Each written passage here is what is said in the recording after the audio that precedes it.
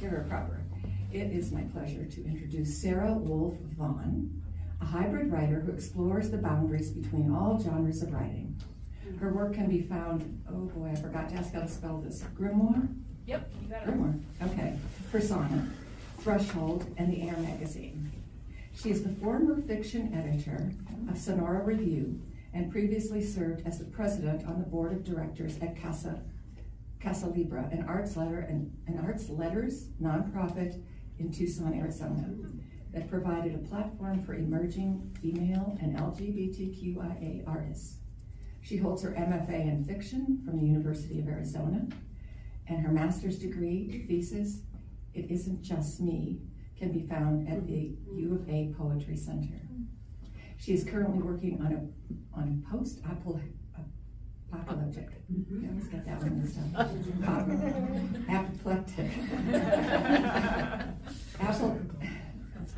Apocalyptic novella, tentatively titled Three Endings, All Beginnings. So let's give Sara a warm AZ Wordsmith.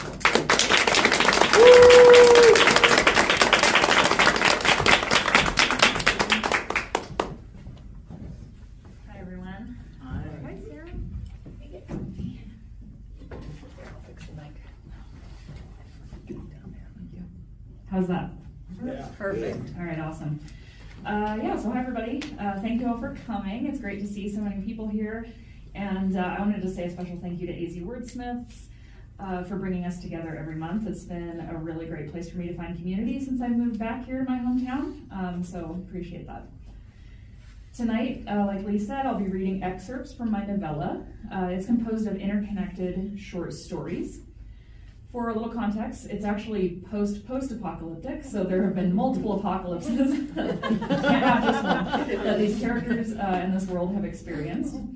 So there's two settings that we kind of go between. There's a valley known as Gray Valley that's inhabited by the descendants of survivors from the first and second catastrophes. And there's a kind of Mad Max style desert wasteland outside of that valley with its own unique band of survivors. All right, so this first piece is called Lara and Aaron. Once upon a past and future time, a boy loved a girl and she loved him just the same.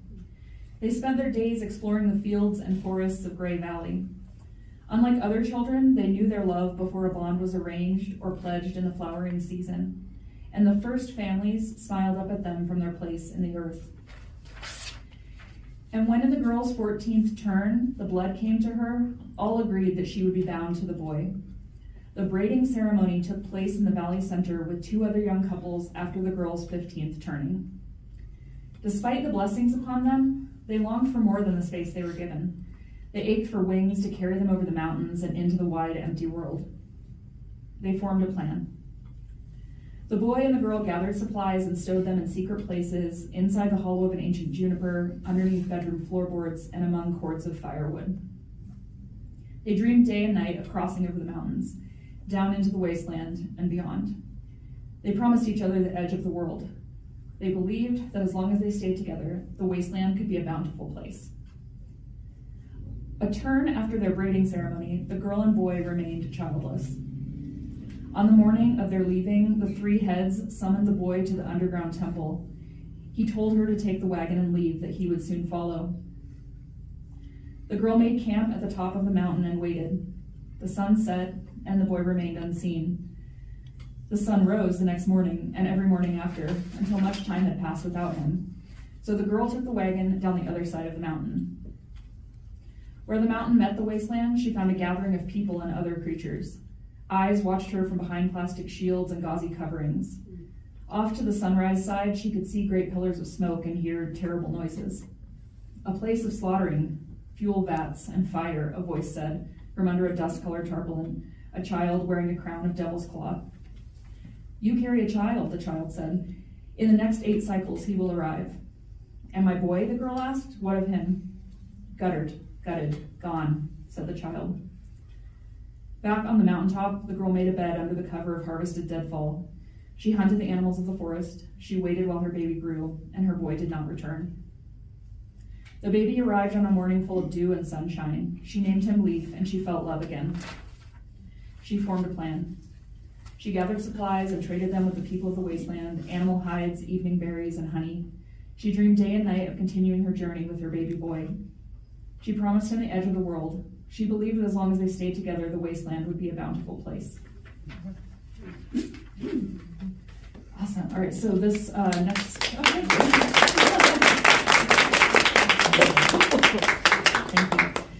So this next story is greatly abridged, but for our purposes here, but it takes place chronologically after the one that I just read. So we'll see a teenage Leaf and his mother, now named Peddler, as they arrive at the base of the mountain in the desert outside of Great Valley. I'd be remiss if I didn't shout out Angela Carter, The Bloody Chamber. If any of you have read her work, this is very deeply inspired by her and her fairy tale-esque style. So I'll throw that out there. All right, so this one is called Leaf and Peddler. He began by trading 3 deerskins for a real metal shovel with an ironwood handle. In the valley, the shovel would translate into a small sack of flour, a month of beeswax candles, or a handful of nails. The next 4 camps came up with nothing but half a jar of split and jagged beans atop an inch-thick layer of dirt. At the last camp, a man wearing a long animal skull over his face let them in past a low wire fence.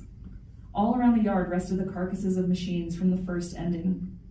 In the center rose a great hill of tangled metal, bones, fabric, and rope, the nest of some awful bird, if Leaf had not known better. There was no obvious door, and so it was as if Sigmund, a man as tall and thin as the skeletal trees that dotted the horizon, materialized out of the heap itself. He carried a shallow, grease-stained box in his hands and looked down at them. A shield of clear yellow plastic covered his sun-stained face and obscured what Leaf knew to be 2 enormous black eyes. Around his neck, Sigmund wore a circle of devil's claw. "Here they are," Sigmund breathed, every word sounding like a sigh. Okay. He pulled back a thin sheet of packing foam to reveal orange, palm-sized orbs nested against one another in the box. Sorry. Oh, I lost it. You want to go back? Yeah, I can go back. Thank you. Okay. All right, here they are, Sigmund breathed, every word sounding like a sigh. He pulled back a thin sheet of packing foam to reveal orange, palm-sized orbs nested against one another in the box, clementines. His mother picked one up, rolled it around in her hand. A little soft, overripe. Leaf pulled his scarf tighter around his face in a futile effort to block out the smells from the fuel refining baths just outside of Sigmund's main compound. One could learn to ignore animal screams, let them blend into the sound of roaring engines and sputtering turbines, but the smell of mortifying and burning flesh was unforgiving. The moment you thought you couldn't smell it anymore, it would take over your senses like the smoke from a hank of hair held to a flame. "The drivers can't control the movement of the winds," Sigmund hissed. Leaf rested a hand on the hilt of the knife at his hip, thankful that his scarf hid his look of disdain. Sigmund was one to roar around the roadway stop, forcing others to bend to his will, and bend they did. It was he who controlled the refining of flesh into fuel for the first ending's burning engines, the fuel that brought the big rigs to the roadway stop. "I take shoddy goods and you take 5 fewer hides next cycle," his mother spat. "Fine, peddler," Sigmund barked. Sigmund had tried to kill her once, not long after Leaf was born, thinking it would be easy to break her body for fuel and claim her possessions for his own. His mother had gutted the thin man in return for his efforts. Leaf tossed a bundle of tanned deer hides in the dust at Sigmund's feet. Through Sigmund's thin shirt, an amalgamation of netting and canvas, Leaf could see the jagged scar running horizontally across the pale stomach, a white line through a thin layer of blonde fur. It was that scar that kept Sigmund and Peddler dealing through gritted teeth, a temporary respect between 2 predators. His mother scooped the little box against her hip and handed Leaf one of the fruits. It was warm from her palm. "Always say what you want right away. Make the deal clear," she said quietly as they turned from Sigmund and walked back to the caravan. Dried herbs and bones, sorry, there should have been a better pause there. Dried herbs and bones swung back and forth above him as his mother drove the horses back to the mountaintop camp, their home between the valley and the desert wasteland. The smell of dried flowers, hay, and wet earth promised to cover him in a blanket of sleep as he lay on his back. This was his life, this endlessly rocking caravan that measured the days between trading trips to the valley and the roadway stop, all the days measured by the caravan's pendulum. When he woke, the light through the slats was gone, replaced by cool blue lines. They had crossed over the mountain's crest and were almost home. His fingers still smelled of the sticky fruit and the white skin he had peeled to reveal the clementine's juicy interior. The flavor was sour, making him suck his teeth afterward, while he tucked the seeds and the rind into a small glass jar to dry. The seeds would trade back to the roadway drivers, the rind to people in Great Valley. Every part has its use, his mother would say. Outside of the caravan, the trees trembled, their golden leaves flickering in the twilight, whispering under the soft sounds of the horses grazing near the deer pen. He set to his chores, beginning by checking their stock in the caravan. The shovel made up for the slow trade day, and the clementines were always a worthwhile acquisition, yet they were running lower and lower on skins, their traps often empty. After a dinner of raw grasses and boiled hedge hens, his mother sat on the smooth wooden bench behind where he sat amongst the pine needles. She pulled his long black hair together at the top of his head and began to braid. "What did you think of the clementine?" she asked. "Good, kind of sour and sweet at once." "A beautiful name for a perishable thing," she said, just above a whisper. "Could we grow them here?" "Not without a sun house." In the valley, there were strange white domes that kept the more delicate plants alive throughout the winter. Some said the sun houses came from the underground temple with the first families, and they were old, their walls brittle to the touch. Mara, a valley girl that Leif thought he might care for, worked in the sun houses with her family. In 3 seasons, she would be promised to a valley man, and a year after that, she would be joined to that same man in a braiding ceremony. "Could I have another?" he asked. His mother undid a braid, ran her fingers through the strands, and then began the braid again. "There isn't much time left for pleasure before the dying season," she said to herself. And then, "Why not? Yes, take another." After a mug of hot water splashed with honey wine, they crawled into their lean-to and each nestled into their own jumble of furs to sleep. Before the dying season, Leif would need to repair the shelter. It was never meant to be a permanent dwelling, but every year they stayed in their camp, and every year they had to repair it. Since before he could remember, his mother had talked of trading up for a truck and leaving everything to find what there was to find on the wasteland roadway.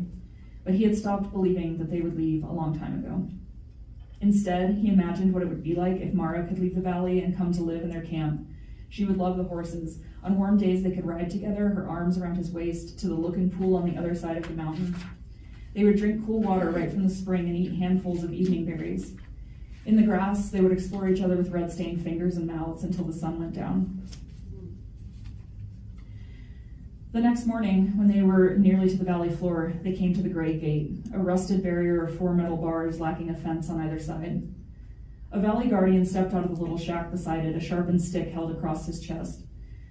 "Morning, John," his mother said from her seat atop the caravan. "You're earlier than usual," John said, prodding the butt of his spear into the earth. "Thought we'd get a head start, already thinking about the dying season, I guess."